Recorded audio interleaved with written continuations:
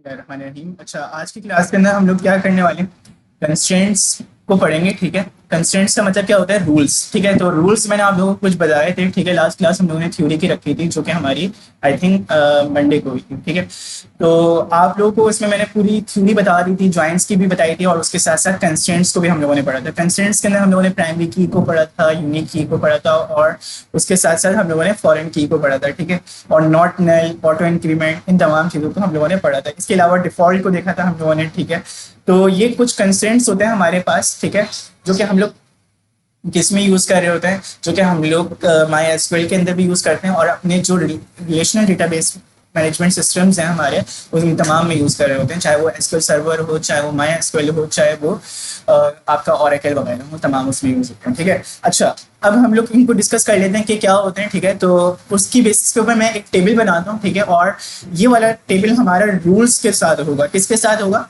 Rules के साथ होगा। ठीक है, तो अभी तक आप लोगों ने जो टेबल बनाए थे वो कुछ इस तरह के थे कि आप लोगों ने सिर्फ रूल डिफाइन किए हुए थे अपने फर्स्ट कॉलम के अंदर। ठीक है, आप लोग जो है लास्ट कॉलम के अंदर अपने रूल्स डिफाइन नहीं कर सकते। एक मिनट रुकिए।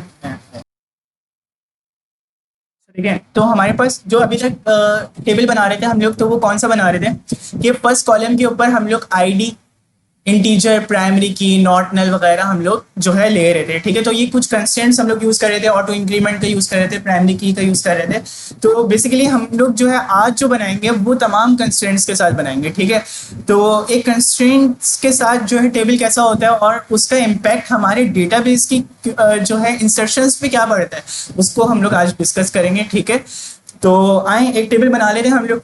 और मैं आप लोग को एक बात बताता चलूँ, वो ये कि हमारे पास जो लिखा हुआ है ना, जैसे ये स्कूल बुक्स, इसमें अभी तक हम लोगों ने क्या टेबल बनाए थे, एक टेबल बनाया था। हम लोग मजीद टेबल भी एक डेटाबेस के अंदर बना सकते हैं। ये मैंने आप लोग को स्टार्ट में भी बात बताई थी, लेकिन अभी प्रैक्टिकल वर्क आप लोग इसका क्या कर सकते हैं, देख सकते हैं। तो हम लोग इसमें एक और टेबल बनाते हैं। ठीक है, और उसको जो है कहते हैं हम लोग उसके साथ साथ कंस्टेंट्स का भी यूज़ करेंगे। ठीक है, तो आए जल्दी से बनाते हैं।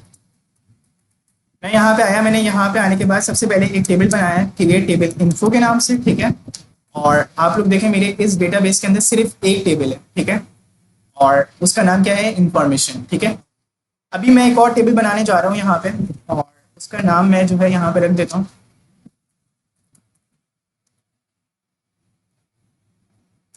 ID, integer, auto increment.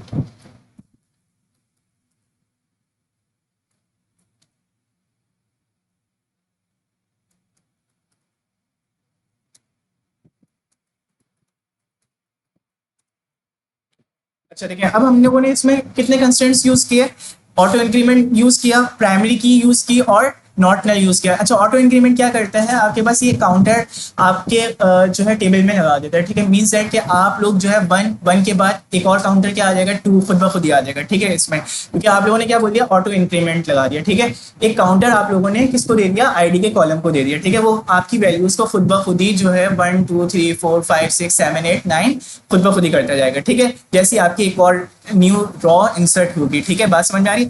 और इसके अलावा हम लोगों ने एक और इस पर रूल लगा दिया, नॉट नल। ठीक है, नॉट नल का मतलब ये कि कभी भी इसको खाली आप लोगों ने नहीं छोड़ना है। ठीक है, इसी तरीके से प्राइमरी की होता है, प्राइमरी की आप लोग के पास यूनिकली आइडेंटिफायर होता है। क्या होता है, यूनिकली आइडेंटिफायर होता है। और यूनिकली आइडेंटिफायर हमारे पास किस लिए यूज हो रहा होता है कि हम लोग अपने रिकॉर्ड्स को फैच कर सकें।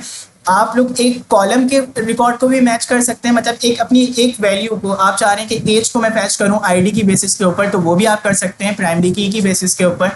मतलब आईडी आपकी प्राइमरी की ही होगी, तो इसी वजह से मैं उसको नाम क्या दे रहा हूँ, आईडी। ठीक है, और आप चाह रहे हो कि आपकी पूरी रॉ उसकी वजह से एक्सेस हो जाए, आपको एज भी पता चल जाए 101 का और नेम पता चल जाए। ठीक है, एक रिकॉर्ड है मेरे पास 101, मैं चाह रहा हूँ name, email, password, contact, age वगैरह तमाम चीज़ें पता चल जाए, तो ये मेरा काम कौन करके देगा, प्राइमरी की करके देगी। ठीक है, इसके अलावा आप लोगों को पता होना चाहिए कि हमारे पास नॉट नल वैल्यूज को प्राइमरी की एक्सेप्ट नहीं करती है। ठीक है, बात समझ में आ रही है। इसके बाद हमारे पास एक और कॉलम होता है नेम का। किसका होता है, नेम का। मैं यहाँ पे नेम को कर देता हूँ यूनिक। क्या कर दिया मैंने, यूनिक। और इससे पहले हम लोग ज़रूर क्या लगाएंगे, अपनी वही डेटा टाइप जो हम लोग यूज़ करते हैं। और वो डेटा टाइप क्या है हमारे पास, varchar।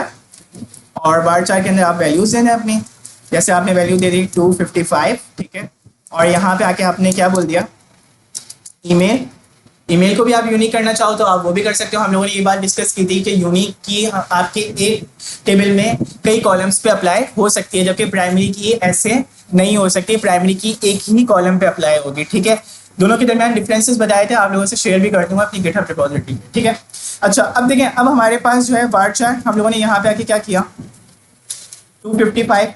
अच्छा 255, बहुत से बच्चों ने पूछा कि क्या है ये। ठीक है, तो ये हमारे पास क्या होती है, लेंथ होती है। ठीक है, तो हम लोगों ने यहाँ पे भी आके क्या कर दिया, यूनिक कर दिया। अच्छा इसके बाद हमारे पास क्या होती है वैल्यू, डेट की लेना चाह रहे हैं हम लोग, क्या लेना चाह रहे हैं, डेट, डेट ऑफ अप्लाई। ठीक है, ये हम लोगों ने एक कॉलम का नाम रखा डेट ऑफ अप्लाई। ठीक है, और इसकी डेटा टाइप हम लोगों ने क्या रख दी, डेट ही रख दी। ठीक है, डेट भी एक डेटा टाइप होती है हमारी। ठीक है, और इसकी डिफॉल्ट वैल्यू रख दी हम लोगों ने कि डिफॉल्ट पे क्या है। ठीक है, तो डिफॉल्ट पे यहाँ पे जो मैं दूंगा वो आएगा। ठीक है, तो मैंने यहाँ पे क्या बोल दिया कि यार डिफॉल्ट पे आ जाए करंट टाइम स्टैम्प, क्या आ जाए,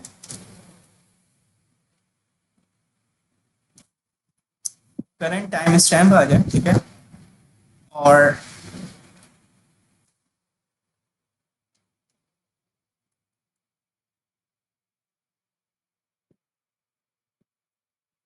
करंट क्या आ जाए, टाइम स्टैम्प आ जाए। ठीक है, और करंट टाइम स्टैम्प क्या होती है, आप लोगों को पता है कि इसकी बेसिस के ऊपर हम लोगों को स्क्रीन की टाइमिंग भी पता चल जाती है और उसके साथ साथ डेट भी पता चल जाती है, जो करंट कॉन्टेक्स्ट पे हमारे किस पे होती है, स्क्रीन के ऊपर शो हो रही होती है।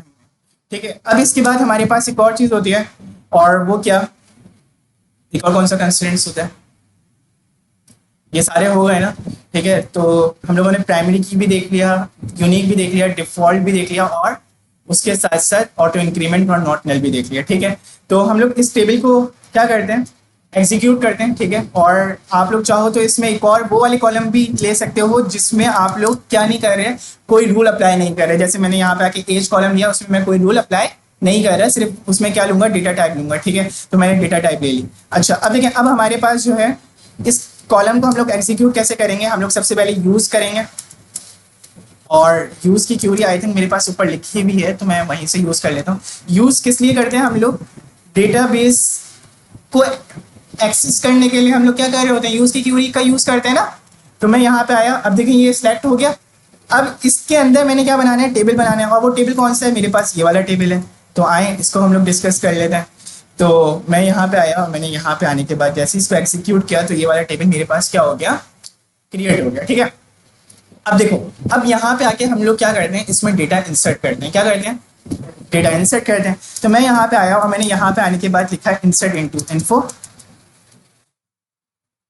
और मैंने यहाँ पे आने के बाद जनाब क्या किया, इधर आके ले लिया नेम, क्या लिया, नेम, और उसके साथ साथ ले लिया ईमेल, और उसके साथ साथ ले ली एज।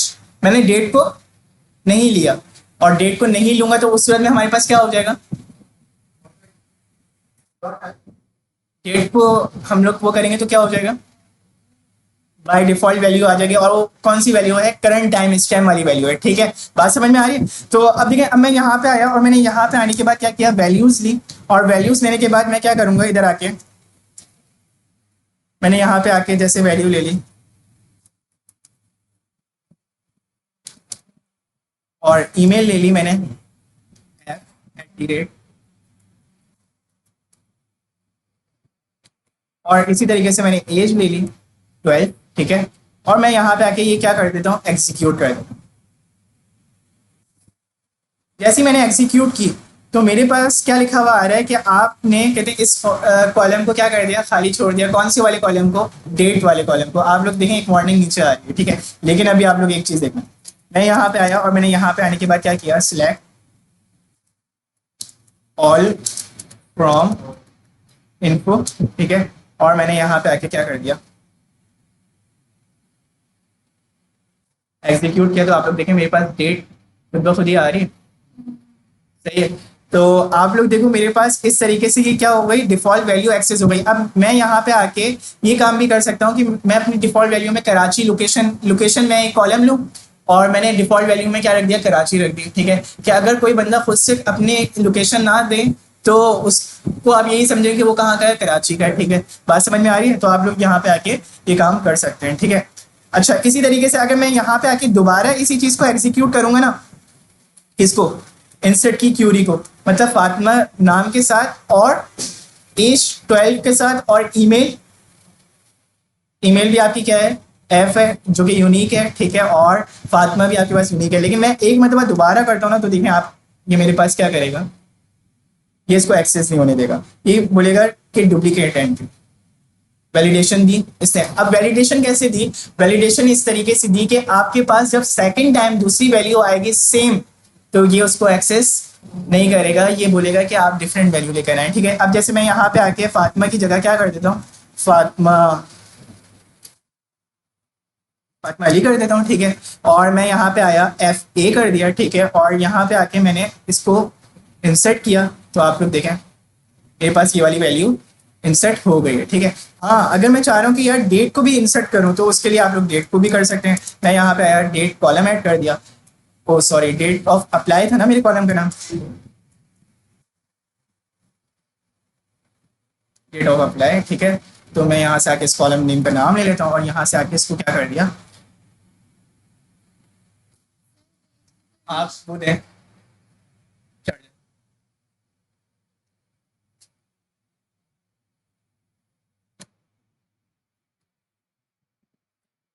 अब देखिए 12/4,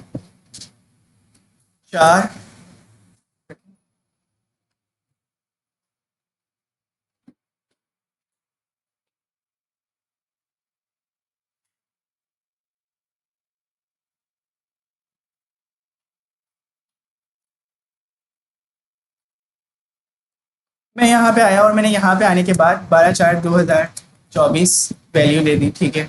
आप यहाँ पे आके ये डेट इंसर्ट कर सकते हैं। तो अब आप लोग देखें मेरे पास, जैसे मैंने इंसर्ट किया तो मेरे पास ये वाली एंट्री भी हो गई, लेकिन फातिमा अली के नाम से हमारे पास वैल्यू पहली जा चुकी है, ठीक है। अगर हम लोग देखें यहाँ पे आके हम लोग एक और वैल्यू चेंज कर देते हैं, फातिमा 1 कर देते हैं और FA1 कर देते हैं, ठीक है, क्योंकि हम लोगों ने ईमेल के ऊपर भी लगाई, ठीक है। और यहाँ से मैं आया, डेट को इंसर्ट किया, तो अब देखें हमारे पास 3 रिकॉर्ड्स चले जाएंगे, और आप लोग ये देखें, मैं यहाँ पे आया तो मेरे पास, अच्छा, अब देखो यहाँ पे एक इशू हुआ है, और वो क्या, कि हमारे पास यहाँ पे 000 लिखा हुआ आ गया, ठीक है। वो क्यों, क्योंकि हम लोगों ने जिस तरीके से कहते हैं अपनी डेट को इंसर्ट करवाया है वो एप्लीकेबल नहीं है। आप लोगों ने पहले क्या करना है, ईयर को लेना है, और फिर उसके बाद किसको लेना है, मंथ को लेना है, और फिर उसके बाद किसको लेना है, डेट को लेना है, ठीक है। तो मैं यहाँ पे आके क्या करूंगा, बस वाइस वर्सा चेंज कर दूंगा इसको। कैसे, मैं यहाँ पे आया और मैंने यहाँ पे आने के बाद 2024 किया, और फिर उसके बाद मैंने 04 अप्रैल ले लिया, ठीक है, और उसके बाद मैंने जो है क्या कर दी, तारीख कर दी 24 अप्रैल, ठीक है। अब मैं यहाँ पे आया और मैंने यहाँ पे आने के बाद जैसे इसको इंसर्ट किया, तो आप लोग देखें मेरे पास, अब देखो अब क्या इशू आया, अब वो इशू आया कि हमारे पास वो सेम एंट्री थी हमारे पास नेम की, तो हम लोग नेम जल्दी से चेंज कर लेते हैं, जैद कर दिया मैंने यहाँ पे, और यहाँ पे आके zed@gmail.com कर दिया, और यहाँ पे आके जैसे हम लोगों ने इंसर्ट की वैल्यू, तो आप लोग अब वैल्यू इंसर्ट भी हो गई आपके पास। और यहाँ पे अगर आप लोग देखें, अब आप लोग देखो हमारा डेटा कितना एक ऑर्गेनाइज डेटा हमारे डेटाबेस में जा रहा है। हाँ, वो एक एक बात को क्या कर रहा है, वैलिडेट कर रहा है, ठीक है, एक एक रूल को वैलिडेट कर रहा है, ठीक है, बात समझ में आ रही।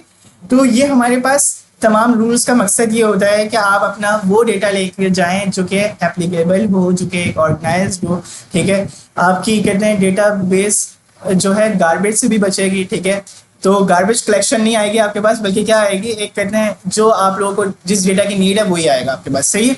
तो अब देखिए हमारे पास तमाम चीज़ें, एक मैंने आप लोगों को डिफॉल्ट वैल्यू भी लेना सिखा दी, और आप लोगों को अपनी खुद से तारीख लेना भी बता दी, ठीक है, बात समझ में आ रही। तो ये काम होता है हमारे पास।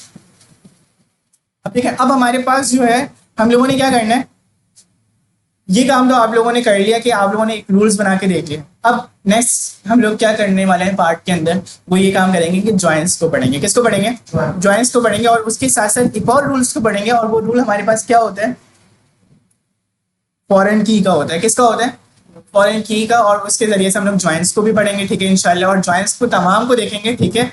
तो आप लोगों ने वो उसको भी डिस्कस करना क्या, अच्छा हाँ।